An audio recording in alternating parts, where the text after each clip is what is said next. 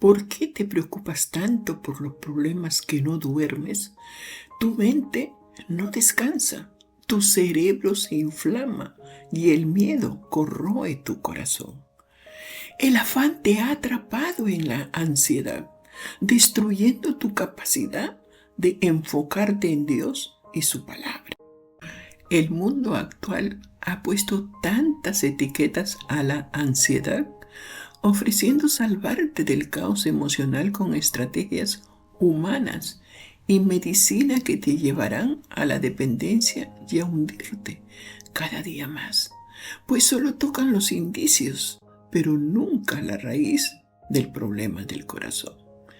Es verdad, cuando la vida nos presenta provocaciones inesperadas, es fácil sentirnos abrumados, pero amados de Dios, el Señor no te ha salvado para que vivas en estas condiciones. Esa impresión de no resistir más, de repasar en todo lo que falta, en todo lo que no sale bien, en las dificultades que no se van, en el futuro dudoso. ¿Sabes cuánto tiempo desperdicias preocupándote por lo que no tiene solución o por lo que jamás sucedió o sucederá? Hoy, Dios, en su infinito amor, quiere mostrarte un análisis diferente, algo que revelará la raíz profunda de tu alma, que si tú escuchas su voz y obedeces el camino a seguir, calmará tu alma, te dará sosiego y paz, y si tan solo confías en Él. Confiar es entregarse, es rendirse totalmente a los brazos redentores de tu Señor, quien tiene el cuidado de ti. Es ese instante en que uno dice: Señor, yo no puedo, pero tú sí puedes hacerlo. Ayúdame. Es allí cuando empieza Dios a obrar en el auxilio de tu alma. Dios quiere hablarte directamente al corazón, porque sus hijos jamás están olvidados. Así que tú no estás solo ni sola y no estás fuera del plan de Dios. Escucha. Escucha la pregunta más dura de todas. ¿Por qué no sigues sintiéndote inquieto si tú afirmas confiar en Dios? ¿Por qué te haces daño? Si te dijera que cada instante que pasas preocupándote es una muestra visible de la falta de fe, es desconfianza hacia el Dios que te ha salvado. No creerle a Dios es un pecado enmascarado que muchos cubren haciendo muchas cosas para Dios que no conocen. En Mateo 17:20, el Señor dijo: Jesús les respondió: porque ustedes no confían en Dios. Les aseguro que si tuvieran una confianza tan pequeña como un grano de mostaza, podrían ordenarle a esta montaña que se moviera de su lugar y los obedecería. Nada sería imposible para ustedes. Muchos dicen creer en Dios y su palabra, pero si actúan impacientes, con angustia y zozobra en el corazón, ¿podrían ser honestos consigo mismos y reconocer delante de Dios que su preocupación, su inquietud, solo es falta de fe en el Dios de los imposibles? La Biblia claramente nos enseña que la fe no es solo una emoción o una simple creencia. La fe es creer en todo lo que Dios dice en su palabra, pero conforme se cree, hay que accionar. Así como lo hizo Abraham al ofrecer a su hijo Isaac. En Santiago 2 lo podemos ver. Dios mueve lo sobrenatural cuando nos unimos a su voluntad.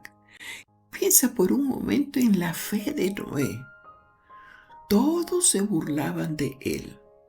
Se burlaban porque él construía el arca que Dios le había dicho que haga. Y todos se burlaban creyendo que era falso lo que Dios le había dicho. Al final, Noé y su familia, los que creyeron en lo que Él les dijo, al final fueron salvos.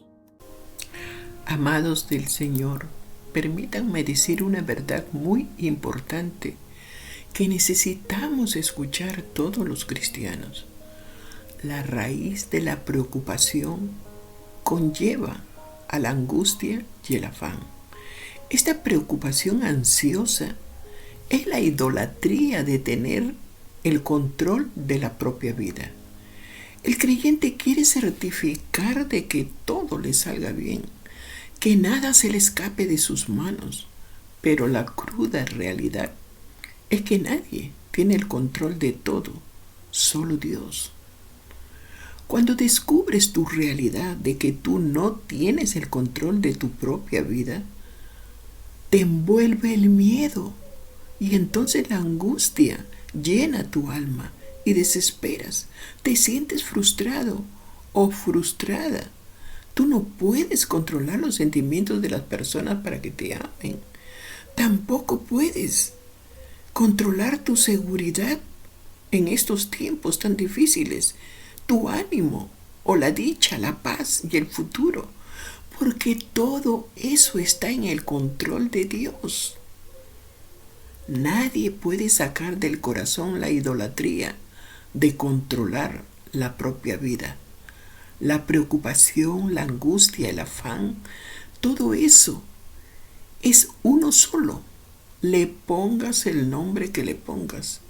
Y nace de este pecado de querer tener el control de nuestra propia vida. Solo Dios puede sacar de raíz este pecado de la mente y del corazón. El Señor dice claramente a su pueblo que evitemos la preocupación en Mateo 6, del 25 al 34. En el versículo 25 Jesús nos empieza diciendo: por eso les digo, no se preocupen por su vida, qué comerán o beberán, ni por su cuerpo cómo se vestirán. ¿No tiene la vida más valor que la comida y el cuerpo más que la ropa? Y sigue un desglose de versículos de cómo Dios alimenta a las aves, cómo viste a las plantas, y ninguno padece necesidad. Por eso es responsabilidad nuestra llevar nuestras necesidades y preocupaciones ante Dios en oración y ruego, siendo agradecidos, en vez de preocuparnos por ellas y caer en el engaño de que es uno mismo quien puede proveer. ¿Acaso no tenemos de parte de Dios el oxígeno para vivir, la inteligencia y las habilidades para trabajar, y la oportunidad de estudiar, prepararnos y trabajar, y todo lo que tenemos, sea cónyuge, hijos, cosas materiales, etcétera? Nada nos pertenece, solo somos administradores de todo ello. El Señor termina toda su explicación con una exhortación en el versículo 33 de Mateo: mas buscad primeramente el reino de Dios y su justicia, y todas estas cosas os serán añadidas. ¿Necesitas un aumento de sueldo? ¿Necesitas comida, vestido para la familia, un mejor lugar para vivir, solucionar problemas conyugales con hijos o con padres? ¿Lo has hecho, querido hermano, hermana? ¿Has buscado primero a Dios y has hecho lo que es justo ante su presencia? El Señor Jesús nos asegura que nuestro Padre Celestial cuida de todas nuestras necesidades. Por tanto, no necesitamos caer en la preocupación, el afán o la ansiedad por nada. Filipenses 4:6 se nos ordena: por nada estéis afanosos, si no sean conocidas vuestras peticiones delante de Dios en toda oración y ruego, con acción de gracias. 3 acciones que el que se cree dueño de su vida jamás lo va a hacer, porque no va a orar por ayuda del Señor, tampoco le va a rogar y menos ser agradecido, porque no le gusta depender de nadie. Él cree que tiene el control y que puede controlar su vida y sabe lo que hace. Por eso, cuando leemos en el original la palabra preocupación, significa partir en dos, dividir, romper. La preocupación fracciona la atención de nuestro corazón y lo pone en pedazos. Esto es lo que Dios no desea para ninguno de sus hijos ni de sus hijas. Cuando el creyente cae en la preocupación ansiosa, deshonra a Dios ante los demás. ¿Por qué? Porque peca contra la soberanía de Dios sobre su vida, contra su sabiduría del Señor y el amor de Dios para con su pueblo. Esta acción rebelde es una presunción arrogante del corazón de ese creyente que cree saber más que Dios en cómo debería funcionar su vida. Tal vez, viviendo en un mundo caído, tú puedas pensar que es una locura no preocuparse. Pero Hebreos 4:15 nos declara que Jesús como hombre vivió en carne propia todas las dificultades que pasa cualquier persona, aunque Él jamás pecó, porque siempre se encomendó al Padre y oraba. Por eso, al meditar en la enseñanza del Señor Jesús en este aspecto, debemos estar al tanto de que Él no habló solo de la preocupación desde un conocimiento supuesto, sino desde la experiencia humana que Él vivió. Hebreos 5:10 dice que Jesús fue declarado por Dios sumo sacerdote según el orden de Melquisedec. Por eso Hebreos 4:16 nos dice: acerquémonos confiadamente al trono de gracia para alcanzar misericordia y hallar gracia para el oportuno socorro. ¿No te da confianza toda esta verdad? Como hijos de Dios debemos de aceptar esta verdad de que Jesús es nuestro sumo sacerdote donde podemos acudir por ayuda. El omnipotente Dios ama a su pueblo, ama a cada hijo suyo y por eso te protege de que no caigas en la preocupación, en la angustia o el afán, ya que todo se encierra en uno solo. Y debes de vivir con esta realidad en tu vida todos los días, bajo cualquier circunstancia, porque jamás estarás solo o sola. Dios jamás dejará de estar pendiente de tu vida. Veamos el ejemplo de Ana, una mujer que Dios no ignoró. Ana era una mujer herida, menospreciada, que no podía tener hijos y profundamente triste. Sufría las burlas de quien sí podían ser madres. Pero ella, en el silencio de su alma, oraba y clamaba a Dios. Ella lloraba delante del Señor y muchos no entendían su dolor, pero Dios sí lo comprendía. Un día, donde Elcana subía para adorar a Dios con toda la familia, le preguntó a su esposa Ana: ¿por qué lloras? ¿Y por qué no comes? ¿Y por qué está afligido tu corazón? ¿No te soy yo mejor que 10 hijos? En una de esas peregrinaciones en que Elcana y toda la familia subía hacia el tabernáculo, Ana se acercó a la puerta del tabernáculo y 1 Samuel 1:10 dice que ella, con amargura de alma, oró al Señor y lloró abundantemente. Ana fue muy honesta y sincera con Dios. Ella estaba intensamente afligida a causa de su esterilidad. Ella no escondió sus emociones que sentía. Ella le contó a Dios toda su amargura y se la entregó al único que podía sacarla de ese pozo de sufrimiento. En medio de sus lágrimas, Ana le pidió a Dios que la bendijera con un hijo e hizo un voto al Señor. Ella se comprometió a consagrar a su hijo al Señor por toda la vida, con la condición de que no pasara navaja sobre su cabeza. Es decir, que estaba haciendo un voto de nazareno. El sacerdote Elí reconoció el dolor de Ana y la bendijo diciéndole: ve en paz, y el Dios de Israel conceda la petición que tú le has pedido. Y aquí hubo un cambio tremendo en el corazón de Ana. Lo importante aquí es que Ana dejó el tabernáculo y su expresión ya no era de tristeza, era de confianza. Ella había entregado toda su carga a Dios y descansó en Él, creyendo y esperando la respuesta divina.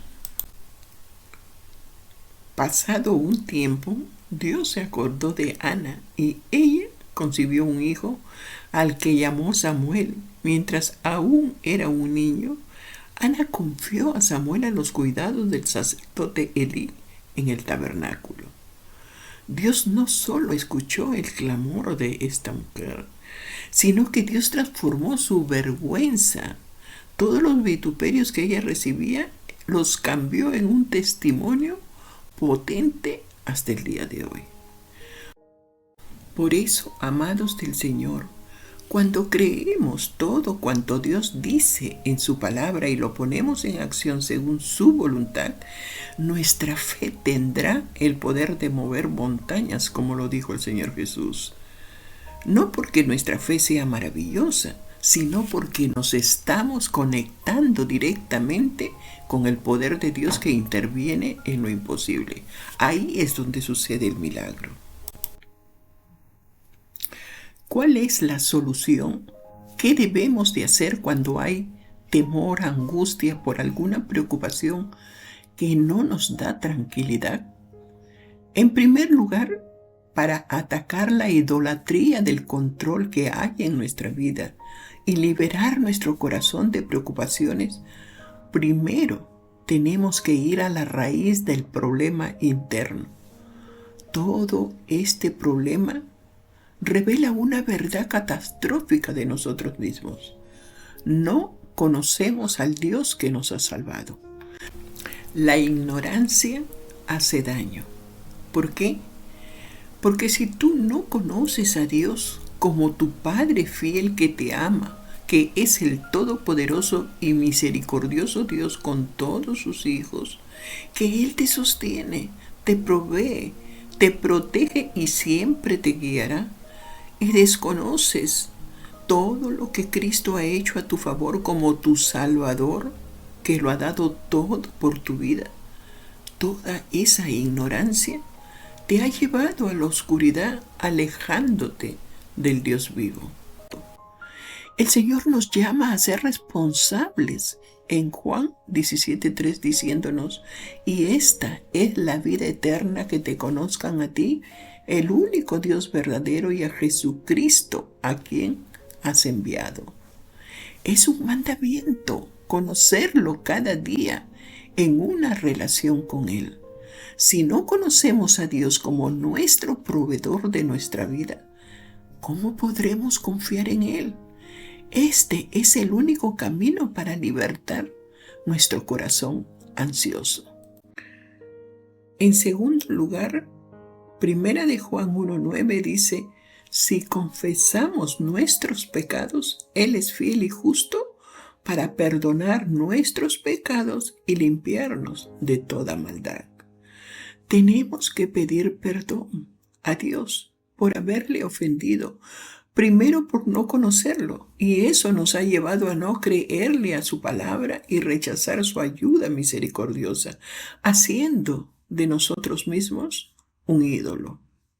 Y en tercer lugar, Dios dice en Filipenses 4, del 6 al 7, que debemos ir al Señor en oración y ruego, y en medio de la oración, echar nuestra carga sobre Él.